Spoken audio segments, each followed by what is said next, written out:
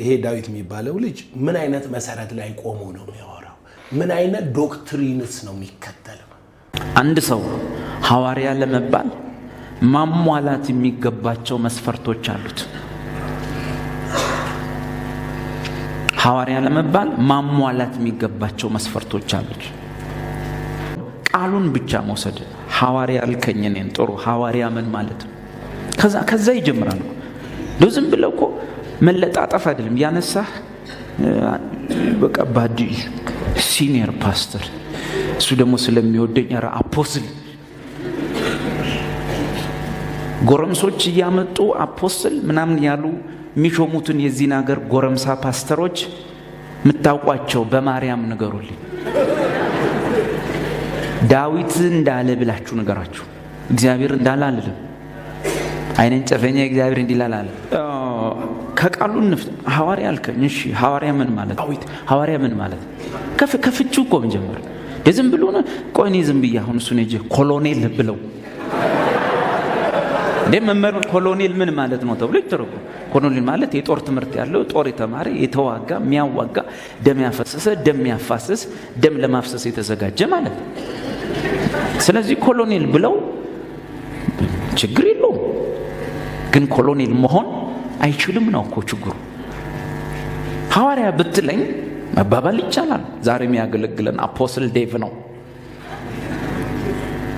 እስቲ ወገኖቼ ዝም ብሎ ሰው አይደለም የመጣው አፖስትል ነው። አሜን። ዝም ብለ ቆመ ተቀበለኝ። አሜን። እኔን ሙቀት መፍጠር ይችላልው ግን እስካሁን ሐዋርያ አይደለሁም እንዴ ያለውን ኮሞና ትችል። ሐዋርያ ማለት የቃሉ ፍቺ ሆረ ከሚለው የግዕዝ ግስ ይወጣ ነው። ሆረ ማለት ተጓዘ ሄደ ማለት ነው። ሐዋርያ ማለት የሚሄድ ማለት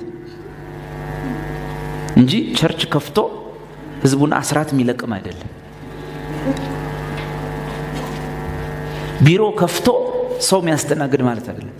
ሐዋርያ ሆረ ነው ሄደ ነው። በቃ ወንጌል ይዞ እስላም ሀገር ይገባል፣ ክርስቲያን ሀገር ይገባል፣ ፓጋን ሀገር ይገባል። አንዱ ሀገር ተቀጥቅጦ ይሞታል እንጂ ሚስት አግብቶ ቢሮ ከፍቶ አፖስትል ይሄ እርስ በርስ የመሟሟቅ አገልግሎት አንዱ እሱ ነው ከቃሉ ፍቺ። ሌላው መስፈርቶች አሉ። አንድ ሰው ሐዋርያ ለመባል ጌታ እስቲ ታውቃላችሁ መስፈርቶች? አቤት ኤፌሶን በራእየ ዮሐንስ ላይ ለኤፌሶን ቤተክርስቲያን እንደዚህ ይላል፣ ሐዋርያት ያልሆኑትን መርምረህ ሐዋርያት እንዳይደሉ እንደደረስክባቸው አውቃለሁ። ስለዚህ ሐዋርያ ያልሆኑትን ሐዋርያ እንዳይደሉ መመርመሪያው ምንድነው? መመርመሪያ አለ። መመርመሪያው ጳውሎስ አስቀምጦልናል፣ ሌሎቹም ሐዋርያት አስቀምጠውልናል። አንዱ መስፈርት አዲስ ኪዳን የሚነግረን ሐዋርያ ለመባል ምንድነው? ጌታ ኢየሱስን በስጋ አይንህ ማየት አለብህ። የሆነ ማታ ነጭ የለበሰ ሰውዬ ካልክ ኢየሱስ ይሁን ማን ይሁን አናውቅ። መሐመድስ ቢሆን አረቡም ነጭ ነው የሚለብሰው፣ እስራኤሉም ነጭ ነው የሚለብሰው። ኢየሱስን በምን አይን? በስጋ አይን ማየት ይጠይቃል። ለምንድነው የቆሮንቶስ ሰዎች ጳውሎስን አንተ ሐዋርያ አይደለም ያሉት? ሐዋርያት 12 እንጂ አንተ አይደለም ያሉት። ለምን? ኢየሱስን መች እንዲያየኸዋል። ጳውሎስ ምን አላቸው? እኔ ሐዋርያ አይደለሁምን? ጌታ ኢየሱስንስ በአይኔ አላየሁትምን? ስለዚህ ኢየሱስ ምንድነው ያለው ለጳውሎስ? አሁን ባየኸኝ ከዚህም በኋላ በመታይልህ ነገር በአሕዛብና በነገስታት ፊት ምስክር ትሆናለህ። እንዴ ኧረ ተው፣ ሐዋርያነት የሰፈር ጨዋታ አይደለም። ይሄ እኮ እኔ የጴንጤ ሃይማኖት እንዴት እንደመጣ አላውቅም። የክርስትና ሃይማኖት ግን የሰው ህይወት እያለፈ ነው የመጣው። በሳት እየተቃጠሉ እንጂ ሰው ያቃጠሉ አይደለም እዚህ የደረሱት። የተቃጠሉ ክርስትና መቀለጃ ሆነ፣ በእውነት ማሾፊያ ሆነ። የሰፈር ጎረምሶች ሁሉ የሚቀልዱበት ሆነ። ሽማግሌውም ትንሽ ሆነ፣ ትንሹም ትንሽ ሆነ። ምንድነው ነገሩ? ሌላው አሜን አንዱ ኢየሱስን በስጋ ይማት አንዱ መጽሐፋችሁ ውስጥ። ስለዚህ እሱን ሐዋርያ አፖስትል አላችሁኝ። የሆነ ለየት ያለች አጠራር ተጀመረች ቸርቻችን። አፖስትል ዴቭ፣ አፖስትል ቴዲ መባባል ጀመር። ይሄ ሙቀት ከመፍጠር ውጪ ምንም ይፈጥርልን ነገር የለም። ሌላው ሁለተኛው መስፈርት እየሰማችሁኝ ነው? እዚህ ቤት የማይሰማ አንድ ሰው እንዲኖር አልፈልግም። አሁን አቤት ሌላ አቤት አንድ ሰው ሐዋርያ ለመባል በሰው ሳይሆን በቤተ ክርስቲያን ሳይሆን ዳይሬክትሊ በአብ እና በኢየሱስ ክርስቶስ ሐዋርያ ተብሎ መሾም አለበት። ነግሬያለሁ። በሰው ወይም በቤተ ክርስቲያን በኩል ማለት ነው፣ ወይ የሆኑ ቡድኖች ማለት ነው። አንድ ሰው ሌላውን ነገር ሁሉ በቤተ ክርስቲያን መቀባባት ይችላል።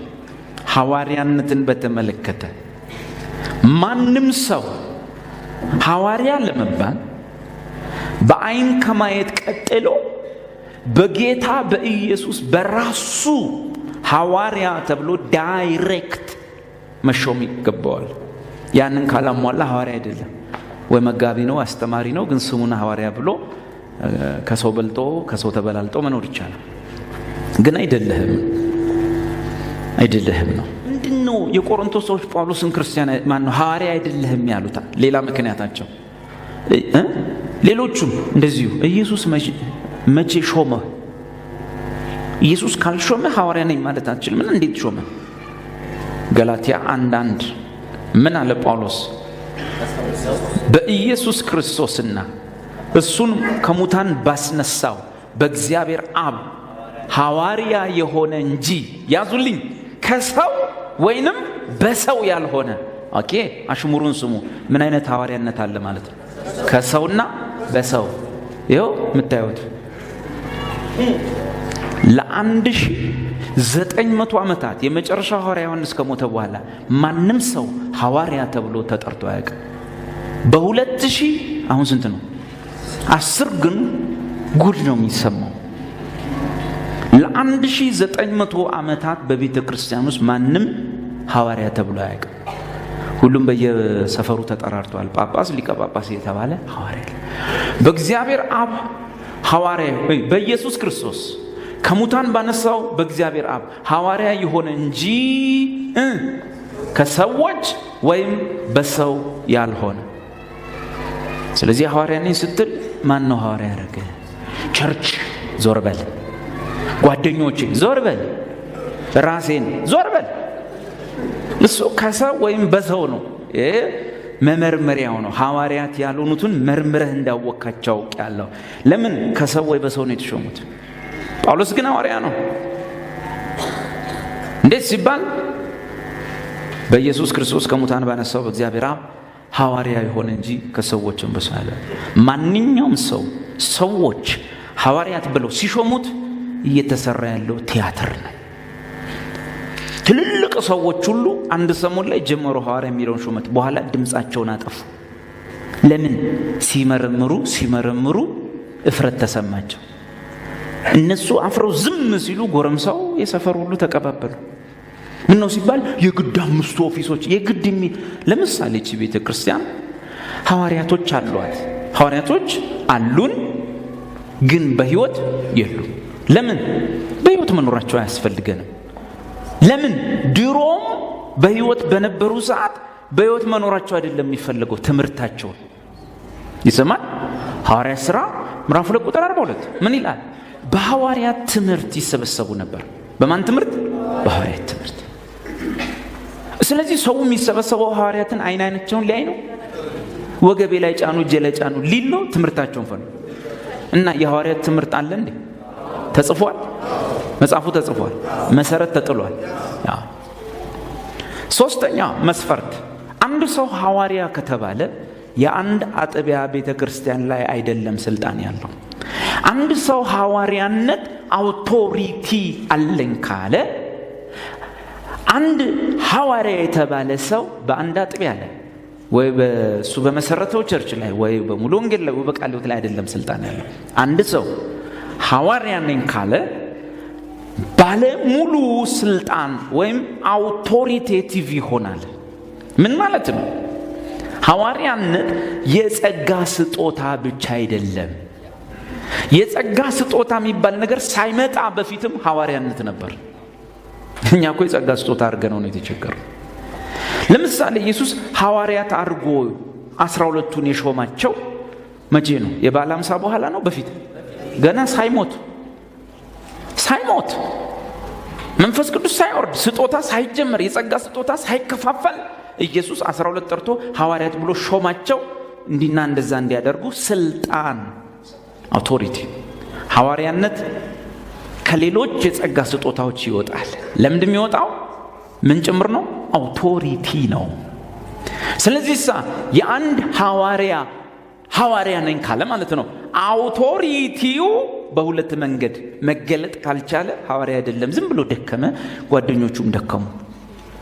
እንዴት? ሐዋርያነት የጸጋ ስጦታ ብቻ ሳይሆን ምንድነው? አውቶሪቲ ነው። አውቶሪቲ ነው። ሐዋርያ ነኝ ያለው የሰፈር ጎረምሳ አውቶሪቲ ካለው እስቲ መጥቶ እኔን ያስቆመኝ፣ ለሸይጣን አሳልፌ ሰጥቻለሁ እስቲ ይበለኝ። አውቶሪቲው የአንድ ሰው ሐዋርያነት በአውቶሪቲ ነው የሚገለጠው እንጂ በፎቶ አይደለም። አፖስትል ሐዋርያው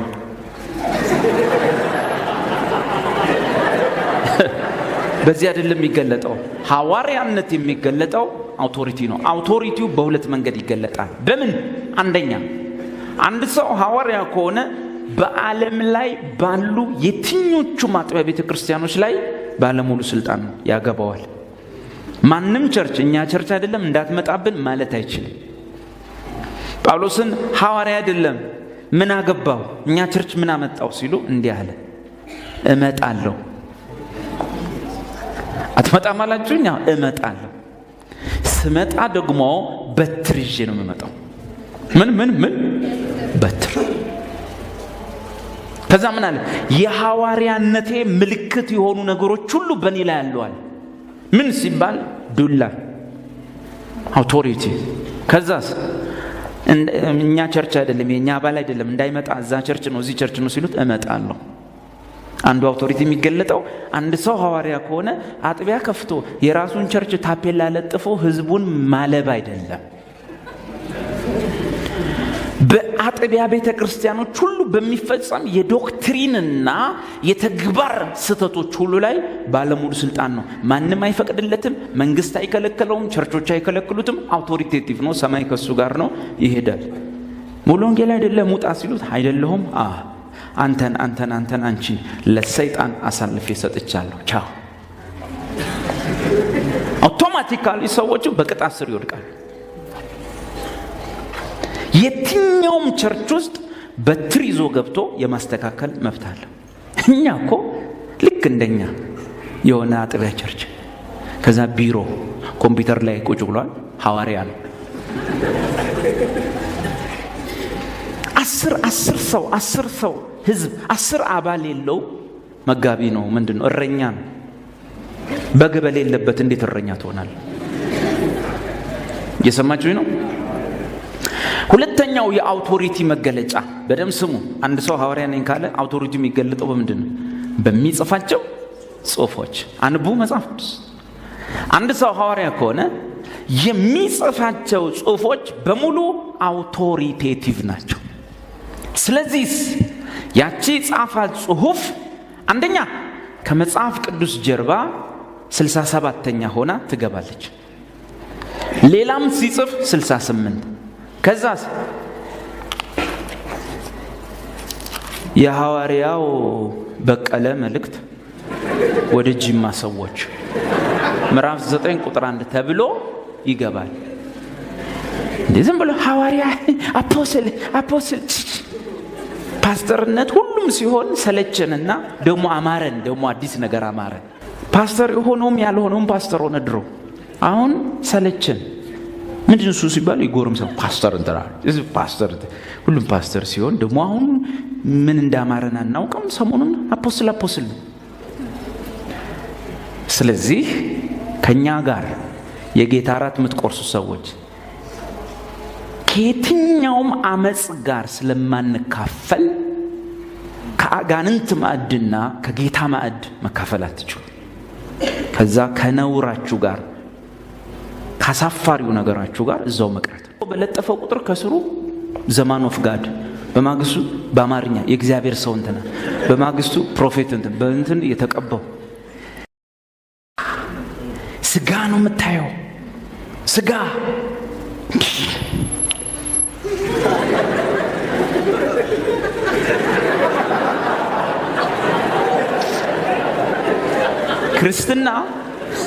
ክርስትና እንደዚህ የተቀለደበት ዘመን የለም። እንደዚህ የተቀለደበት ዘመን የለም። ጳውሎስ እንዲህ አለ፣ ማንም ሰው የቤተ ክርስቲያን መጋቢውም አገልጋይ ቢሆን በድሮ ቋንቋ በመጽሐፍ ቅዱስ ቋንቋ ጳጳስ መሆን ኤጲስቆጶስ መሆን ቢፈልግ ወይም ሽማግሌ መሆን ቢፈልግ መልካም ተመኘ ይላል። ለምን ድሮ ላይ ክርስቲያን መሆን ሁሉም ይፈልጋል፣ ግን የቤተ ክርስቲያን መሪ፣ መጋቢ፣ ሐዋርያ፣ ፓስተር ምናምን መባል ማንም አይፈልግም። ለምን? አደጋ ነበረው ድሮ። ክርስቲያኖቹ የተሽለኮለኩ ሲያመልኩ ወንጀል ስለሆነ ክርስትና ወታደሩ እንደመጣ ማን ነው መሪው ነው የሚለው? ማን ነው እዚህ ውስጥ ፓስተር ምናምን የምትሉት ማን ነው? እሱን ወስደው ነው መወለዱን እስኪጠላ ድረስ የሚያሰቃዩት። ስለዚህ ያን ጊዜ ማንም የሚፈልገው የለምና ጳውሎስ ከመሃላችሁ ይህን ነገር ፈልጎ ህዝቡን መምራት ማገልገል የሚፈልግ ሰው ጥሩ ተመኘ፣ መልካም ተመኝቷል አለ። የለም የሚፈልግ። ድሮ መጋቢ ስትባል ቦክስ አምነህ ነው፣ እርግጫ አምነህ እጃቸው የገባህ ቀን እንደሚሰነጥቁ አምነህ ነው የምትሆኑ እንጂ እንዳሁኑ ጠበቃ መስለ ጫማን ቦርሸ ተብለጭልጨ ፈረንጅ አራዳ ላይ እየነጠርክ መሄድ አይደል።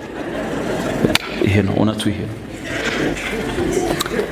ስለዚህ አውቶሪቲው በሁለት መንገድ ይገለጣል። አንደኛ በሁሉም አጥቢያ ቸርቾች ላይ ባለሙሉ መብት ነው አንድ ሰው ሐዋርያ ሲሆን፣ ሁለተኛ የሚጽፋቸው መልእክቶች ሁሉ አውቶሪቴቲቭ ናቸው። የኛ አጥቢያ ቤተክርስቲያን ሐዋርያቶች አሉን። ኦሪጂናል ሐዋርያት ናቸው፣ ብራንድ ናቸው፣ በኢየሱስ የተሾሙ ናቸው። በህይወት የሉም። ሙሉ ትምህርታቸውን ግን ትተውልን ሄደዋል። ምን ብለውናል? መሰረት መስርተናል፣ ማንም ሌላ መሰረት እንዳይመሰረት። ሌላው በዚህ ላይ ምን ይበል? ያነጽ። የትኞቹም የጸጋ ስጦታዎች አሁን ለማነጽ ብቻ ነው። ኦሬዲ አስተምህሮ ወይም መሰረቱ ተጥሏል። ስለዚህ ሐዋርያ ነኝ ብትል ምንድን የምትመሰርተው? ምንድን የምትጽፈው? አዲስ መጽሐፍ። አሁን ኢትዮጵያ ውስጥ ያሉ ሐዋርያቶች ናቸው? አይደሉም፣ አንዳቸውም አይደሉም። ብታምኑም ባታምኑ አትቀበሉኝ ብትፈልጉ አንዳቸውም ሐዋርያ አይደሉም። ዝም ብዬ ሳንዱን ሐዋርያ ከለ የተባለውን አንዳንዶቹ እኮ ቤስት ጓደኞቼ ናቸው ሳየው ሐዋርያ አይደለም፣ መጋቢ ነው። የቤተ ክርስቲያኑ ወይም ያቋቋሙ የሆነ ካለ የዛ አስተማሪ አለቀ። ሁሉ መጽሐፍ ቅዱስ ውስጥ ሐዋርያነት 3 ጎን ነው። የእምነታችን ሐዋርያ፣ የበጉ ሐዋርያትና ምርጥቅ ሐዋርያ 3። ከዚህ ውጪ እንግዲህ አራተኛ የለም። ከየት ውስጥ እንመድባቸው? አጣን። ቢኖር እኮ አራተኛ እንመድባቸዋለን። ያለው ግን የእምነታችን ሐዋርያ ብዛት 1፣ ስሙ ኢየሱስ ክርስቶስ፣ ጥቅስ ዕብራውያን ምዕራፍ 3። ሌሎቹስ የበጉ ሐዋርያት ብዛት 12። ጳውሎስ እንኳን እዛ ውስጥ መግባት አይችል። ይሁዳ እንኳን ቢወጣ ማቲያስ ነው የሚገባው እንጂ ጳውሎስ መግባት አይችል። ለምን? የበጉ ሐዋርያ ለመሆን መስፈርት አለው። ምንድን መስፈርቱ? ኢየሱስ ከተጠመቀበት ቀን እስካረገበት ቀን አብሮ የወጣ የገባ ያየ ሰው፣ ሲጠመቅም ሲያርግም ያየ ሰው። ሐዋርያ ሥራ ምዕራፍ 1 አይደለም? ሲጠመቅ አንስቶ እስኪያርግ ከኛ ጋር ከነበሩት አንዱን ተብሎ ማቲያስ ገባ። ሌላ ሰው መግባት ጳውሎስ እንኳን መግባት አይችል። 3ኛ የአሕዛብ ሐዋርያ ወይንም ምርጥቃ ቁጥር ብዛት 1። ማነው ስሙ? ሐዋርያው ጳውሎስ። በቃ አራተኛውን የትን መድቦሽ? ቢኖር እኮ እንመድባለን። እንደውም ጥሩ ነው፣ ለኔም እዛ ውስጥ ገባ ነበር። የለምና ምን ውስጥ እንመድብ? ስለዚህ የዘመኑ ሐዋርያት ብለን መመደብ እንችላለን።